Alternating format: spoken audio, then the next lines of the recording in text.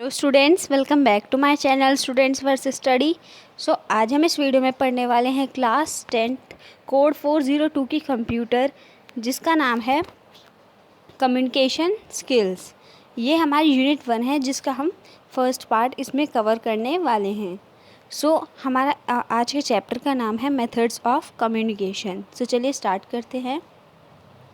अब सबसे पहले बात आती है कि व्हाट इज़ कम्युनिकेशन। तो कम्युनिकेशन जो है वो एक तरह का एक्ट होता है, इस तरह का प्रोसेस होता है जिसमें दो व्यक्ति अपने आइडियाज़ को एक्सचेंज करते हैं, अपनी इंफॉर्मेशन को एक्सचेंज करते हैं। फिर जो कम्युनिकेशन है वो 3 टाइप्स का होता है, उसके 3 मेथड्स होते हैं। पहला मेथड है वर्बल कम्युनिकेशन, सेकंड है non verbal communication and third is visual communication. अब व्हाट इज़ वर्बल कम्युनिकेशन। तो वर्बल कम्युनिकेशन क्या है? वर्बल कम्युनिकेशन की एक ऐसी फॉर्म है जिसमें जो मैसेज होता है वो वर्बली ट्रांसमिट होता है। अब या तो हम वो बोल के कर सकते हैं या फिर वो हम लिख के कर सकते हैं। तो इसी बेस पे जो वर्बल कम्युनिकेशन है वो 2 टाइप्स का है। First is oral communication and second is written communication. बात करते हैं ओरल कम्युनिकेशन की। Spoken words are used. Oral communication में हम बोल के अपने विचारों को व्यक्त करते हैं या फिर अपने आइडियाज़ का एक्सचेंज करते हैं। Includes face to face conversation, speech, video call, TV, radio etcetera. अब इसमें जो है हमारे फेस टू फेस कन्वर्सेशन आते हैं, हम ऑडियो कॉल हो सकती है, वो वीडियो कॉल हो सकती है। इसमें जो है हम ओरल कम्युनिकेशन का यूज़ करते हैं। Influenced by the volume, speed and clarity of speaking. अब इसमें जो है वॉल्यूम, स्पीड और क्लैरिटी का प्रभाव पड़ता है। अगर हमारी जो वॉल्यूम है वो बहुत ज़्यादा धीमी होगी, किसी को सुनाई नहीं देगी, तो जो हमारा कम्युनिकेशन है शायद वो ब्रेक हो सकता है। अगर हमारी जो स्पीड है वो बहुत ज़्यादा तेज़ होगी तो किसी को समझ में नहीं आएगा, जिसकी वजह से भी हमारा कम्युनिकेशन ब्रेक हो सकता है। और थर्ड है क्लैरिटी। अब अगर हम जो है हमारे बोलने में क्लैरिटी नहीं होगी, हम ऐसे ही सिर्फ बोलते चल जाएंगे, तो भी कम्युनिकेशन ब्रेक डाउन होने का खतरा होगा। अब बात करते हैं रिटन कम्युनिकेशन की। रिटन साइंस और symbols are use to convey the message. Written communication में जो है हम साइंस लिखित में हर चीज़ का यूज़ करते हैं, हम लिखित में कम्युनिकेशन करने का यूज़ करते हैं। The message can be printed और hand written and includes emails, letters, reports, memos, SMS etcetera. अब जो मैसेज है या तो वो प्रिंटेड हो सकता है या फिर वो हैंड रिटन हो सकता है। अब उसके अंदर हमारे आ सकते हैं emails, letters, reports, SMS etcetera. WhatsApp message भी हमारा रिटन कम्युनिकेशन में ही आता है। अब है एडवांटेजेस ऑफ ओरल कम्युनिकेशन। हमारे ओरल कम्युनिकेशन की क्या क्या एडवांटेजेस हैं। It brings a quick feedback as it is face to face. अब क्योंकि जो दो व्यक्ति हैं वो फेस टू फेस बात कर रहे हैं या फिर वो एक ही टाइम पर बात कर रहे हैं, दोनों जो है ऑनलाइन हैं, हम एक तरह से कह सकते हैं, जिसकी वजह से जब एक व्यक्ति जो है अपने विचारों को व्यक्त करेगा तो दूसरे को उसका रिस्पॉन्स, उसका फीडबैक जो है वो उसी टाइम पर एट द सेम स्पॉट उसको देना पड़ेगा। उसमें जो है हमें क्विक फीडबैक मिलता है। It is a two way communication with a higher scope of clarification. अब ये एक टू वे कम्युनिकेशन है जिसमें क्लैरिटी का एक हायर स्कोप होता है। अगर हमको कुछ बात समझ में नहीं आती है तो हम एट द स्पॉट उस बात को क्लैरिफाई करने के लिए उससे पूछ सकते हैं। It saves time. अब इसमें जो है टाइम की भी बहुत ज़्यादा बचत होती है, हमें इंस्टेंट फीडबैक मिलता है और इंस्टेंट मैसेज भी मिलता है। अब बात करते हैं disadvantages of oral communication. One gets less time to think about what he she is delivering. अब इसका डिसएडवांटेज ये है कि कोई भी व्यक्ति जो है उसको सोचने समझने का वक्त नहीं मिलता है कि वो अब उसे क्या कहना है या फिर क्या कहना चाहिए। क्विक रिएक्शन में लीड टू आर्ग्यूमेंट्स। अब कभी कभी क्या होता है कि अगर हमें कुछ बात पता चलती है तो हमारी क्विक रिएक्शन की वजह से बहुत सारे आर्ग्यूमेंट्स होने लगते हैं, बहुत सारे लड़ाई झगड़े हो सकते हैं। अब बात करते हैं एडवांटेजेस ऑफ रिटन कम्युनिकेशन की। It gives enough time to the sender to frame the message.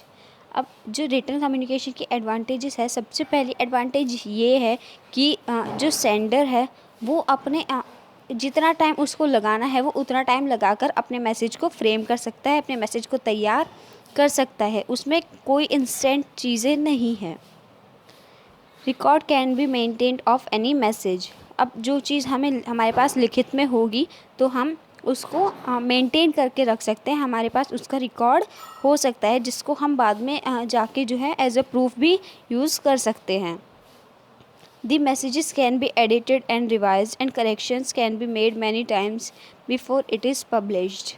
अब जो मैसेजेस हैं वो एडिट भी हो सकते हैं, हम उनको बार बार रिवाइज कर सकते हैं और हम करेक्शंस भी काफ़ी बार बना सकते हैं उसको जो है भेजने से पहले। लेकिन जो हमारा ओरल कम्युनिकेशन होता है उसमें अगर हमने एक बार कुछ बोल दिया तो हम अपने शब्दों को वापस नहीं ले सकते। अब बात करते हैं डिसएडवांटेजेस ऑफ रिटन कम्युनिकेशन। अब जैसे हमारे ओरल कम्युनिकेशन में इंस्टेंट फीडबैक आ रहा था, इसमें जो है हमारा इंस्टेंट फीडबैक नहीं आता है। जो हमारा रिसीवर होता है वो जब हमारे मैसेज को पढ़ता है तो उसके बाद वो उसकी मर्ज़ी होती है कि वो हमको आज मैसेज करके रिप्लाई करेगा या फिर वो हमें परसों मैसेज का रिप्लाई करेगा। It takes more time composing a written message and requires a good writing ability. अब एक रिटन मैसेज को कंपोज करने में, एक रिटन मैसेज को बनाने में जो है बहुत ज़्यादा टाइम लगता है, बोलने में उतना टाइम नहीं लगता है और उसको जो है ग्रामर वोकेबुलरी का भी बहुत ज़्यादा ज्ञान चाहिए होता है, उसमें गुड राइटिंग एबिलिटीज़ हमें चाहिए होती हैं। The interpretation of the message depends totally on the receiver. अब जो रिसीवर होता है वो उस मैसेज का किस तरह से मतलब निकालता है वो पूरा का पूरा रिसीवर पे भी डिपेंड होता है। अब बात करते हैं नॉन वर्बल कम्युनिकेशन की। नॉन वर्बल कम्युनिकेशन एक इस तरह का कम्युनिकेशन होता है जिसमें हमारी जो बॉडी होती है वो बात करती है, हमारी बॉडी लैंग्वेज जो है वो कम्युनिकेट करती है। Non verbal cues like facial expressions, body language and tone of voice. अब नॉन वर्बल में हमारे एग्जांपल्स आ सकते हैं फेशियल एक्सप्रेशन, हमारे जो फेस के एक्सप्रेशन होते हैं हम उससे पता लगा सकते हैं कि कोई जो है किसी मुसीबत में है या वो खुश है या वो सैड है। हमारी जो बॉडी लैंग्वेज होती है वो हमें बता देती है कि जो व्यक्ति है वो नर्वस है या फिर बहुत ज़्यादा कॉन्फिडेंट है। और जो हमारा बोलने का तरीका होता है वो भी हमें बता देता है कि हम बहुत ज़्यादा एटीट्यूडल हैं या फिर हम बिल्कुल काम रहने वाले व्यक्ति हैं। फॉर एग्ज़ाम्पल जब हम इंटरव्यू में जाते हैं तो उससे पहले हम इस बात पर फोकस करते हैं कि हमें कॉन्फिडेंट रहना है। और अगर हमारा जो फेस है वो जो इंटरव्यू लेने वाला है, जो इंटरव्यूअर है, उसके सामने अगर वो हम कॉन्फिडेंस कन्वी कर दे, उस कॉन्फिडेंस को हम अपने फेस पर लेके आए, अपने जो हम बोल रहे हैं और अपने एक्सप्रेशंस को जो है मैच करें और उससे जो है और हम अपने चेहरे पर एक स्माइल रखें तो उसकी वजह से जो है हमारे बॉडी का स्ट्रेस लेवल भी रिड्यूस हो सकता है। Elements of non verbal communication. First है हमारा अपीयरेंस।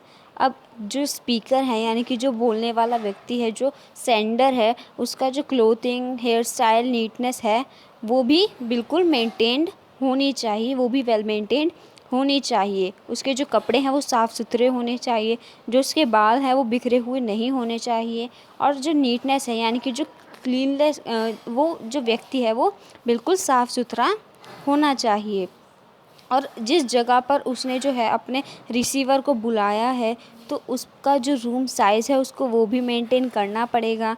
जो लाइटिंग है, जो डेकोरेशन, फर्निशिंग है, उसका भी जो है एक ग्रेट इम्पैक्ट पड़ता है हमारे नॉन वर्बल कम्युनिकेशन पे। फिर हमारा सेकंड एलिमेंट है बॉडी लैंग्वेज। तो बॉडी लैंग्वेज, अगर हम अपने वर्ड्स को और अपनी बॉडी लैंग्वेज को जो है मैच नहीं करेंगे तो उससे जो है हमारा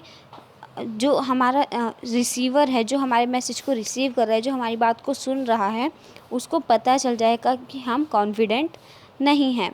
फॉर एग्ज़ाम्पल अगर हम हैंडशेक करते हैं और अगर हम कॉन्फिडेंट होते हैं तो उसकी वजह से जब हम हैंडशेक करते हैं तो उसकी वजह से जो है हमारा हैंडशेक होता है वो बहुत ज़्यादा अच्छा होता है। जो हमारे हाथ होते हैं वो गीले नहीं होते, क्योंकि जब हम बहुत ज़्यादा नर्वस होते हैं तो हमारे हाथों से पसीने छूटने लगते हैं, और जब हम इस तरह का हैंडशेक करते हैं तो वो जो हमारा रिसीवर होता है उसके मन में हमारे लिए एक विश्वास जागृत कर देता है ना। हमारा थर्ड एलिमेंट है टोन। अगर हम हमारा स्पीकर है, जो हमारा स्पीकर है, अगर वो कोई मैसेज भेजता है, अब वो जो है पूरा का पूरा रिसीवर पे डिपेंड करता है कि वो उसको किस तरह से परसीव करता है, उसको किस तरह से परसीव करता है। अब जो हमारा सेंडर है वो क्या पता कुछ और कुछ और कहना चाह रहा हो, लेकिन जो हमारा रिसीवर है वो उसको कुछ और समझ सकता है। ऐसी बहुत सारी कंडीशंस हो सकती हैं। For example, I asked you to do the work. अब यहाँ पर जो है हमें पता चल रहा है कि यहाँ पर जो ज़ोर है वो यू पर डाला गया है कि I asked you to do the work. अब इसमें जो है अगर हम इसको ऐसे ही सेंडर को भेज देते हैं तो उसको सिंपली भी पढ़ सकता है कि I asked you to do the work. लेकिन अगर हम इसको इस तरह से भेजें कि वो अलग ही दिखे, उस पर ज़ोर डला हुआ हो, तो उसको पता चल जाएगा कि वो किस तरह से जो है हमारी बात को कहना चाह रहा है। तो जो टोन है वो भी एक इम्पॉर्टेंट एलिमेंट है हमारे कम्युनिकेशन का। फिर फोर्थ है हमारा आई कांटेक्ट। अब जो हमारा स्पीकर होता है उसको रिसीवर के साथ जो है आई कांटेक्ट मेंटेन करके रखना पड़ता है, जो है एक सिंबल होता है कॉन्फिडेंस का और ट्रस्ट का, कि हम जो है अपने आप पे बहुत ज़्यादा कॉन्फिडेंट हैं और हम अपने आप पर बहुत ज़्यादा विश्वास है। फिर है फेशियल एक्सप्रेशंस। अब अगर हमारे जो फेशियल एक्सप्रेशन होंगे वो इंस्टेंट होंगे तो उसका भी बहुत ज़्यादा प्रभाव हमारी कम्युनिकेशन पर पड़ेगा। अब हमारा थर्ड कम्युनिकेशन है विजुअल कम्युनिकेशन। तो जो विजुअल कम्युनिकेशन है वो इस तरह का कम्युनिकेशन होता है जिसमें जो कम्युनिकेशन होता है वो सिंबल्स, इमेजरी, पिक्चर्स, इन सब की हेल्प से पूरा होता है। It helps in creating a market and building brand for the product. अब जो हमारा विजुअल कम्युनिकेशन होता है वो बहुत सारे जैसे हम एडवर्टाइजमेंट करते हैं, पोस्टर्स वगैरह लगाते हैं, तो वो भी एक विजुअल कम्युनिकेशन का पार्ट है। वो मार्केट बढ़ाने में जो है बहुत ज़्यादा हेल्प करता है और किसी भी प्रोडक्ट का एडवर्टाइजमेंट करने में भी बहुत ज़्यादा हेल्प करता है। It includes science, drawing, advertising, animation etcetera. इसमें हमारे साइंस, ड्राइंग्स, एडवर्टाइजिंग, एनिमेशंस सारे आते हैं। फिर है हमारी advantages of visual communication. It helps in emphasising oral communication. So जो हमारा विजुअल कम्युनिकेशन होता है वो हमारे ओरल कम्युनिकेशन को सपोर्ट करता है। A combination of audio visual communication is more effective than words. अगर हमसे बोलते जा रहे हैं तो ये हो सकता है कि जो हमारा रिसीवर है उसको हमारी बातें समझ में न आए, लेकिन अगर हम एक पिक्चर दिखाकर जो है अपनी बात को व्यक्त करते हैं, अपनी बात को जो एक पिक्चर के साथ एक ओरली बोलकर भी जो है अपनी एक पिक्चर के साथ उसको डिपिक्ट करते हैं, उसको शो करते हैं, तो वो एक बहुत ज़्यादा इफ़ेक्टिव मेथड हो जाता है और जो हमारा कम्युनिकेशन है वो बहुत अच्छा जा रहा होता है। It is very effective on people who may not have the ability to read but have the visual ability to comprehend.